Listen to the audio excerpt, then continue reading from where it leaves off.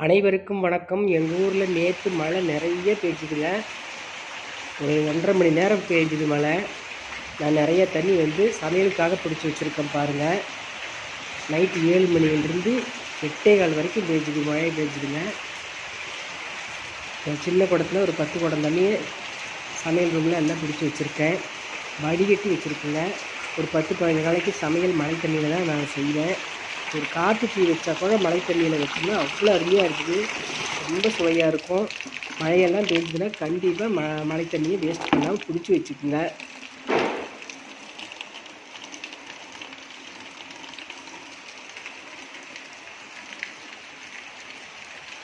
இது பாருங்கள், வெத்தலை கொடி எவ்வளோ அழகாக இருக்குது பாருங்கள். நிறைய படர்ந்துருக்குது.